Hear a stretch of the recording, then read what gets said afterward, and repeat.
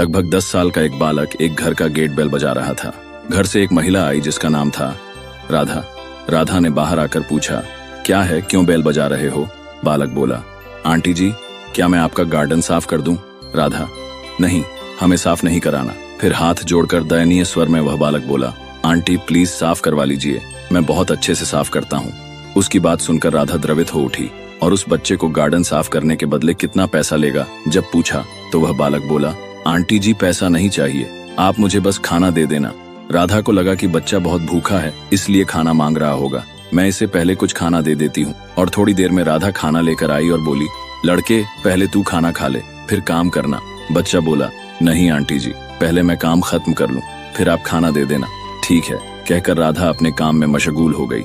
1 घंटे में उस लड़के ने अपना काम निपटा लिया और आंटी को दिखाकर बोला, देखिए आंटी, अच्छी सफाई हुई है। राधा उसके बढ़िया काम को देखकर अत्यधिक प्रसन्न हुई। उसके काम से खुश होकर राधा तुरंत भीतर से खाना लेकर आई और उसे लड़के को दिया।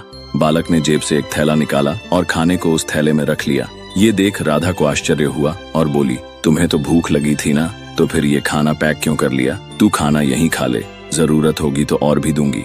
बालक बोला, नहीं आंटी, मेरी बीमार माँ घर पर है, सरकारी अस्पताल से दवा तो मिल गई है पर डॉक्टर साहब ने कहा है कि दवा खाली पेट नहीं खाना है। राधा उस बालक की बात सुनकर भावुक हो गई और उसकी आंखों से आंसू निकलने पड़े। उसने उस मासूम बालक को खुद अपने हाथों से खाना खिलाया और उसकी माँ के लिए ताज़ी गर्म रोटियां बनाई। बालक के साथ उसके माँ के पास गई और कहा, बहन आप बहुत अमीर हो, जो दौलत आपने अपने बेटे को दी है वो हम अपने बच्चों को नहीं दे पाए। आप धन्य हैं, आपका बच्चा बड़ा ही खुददार है। Download ShareChat.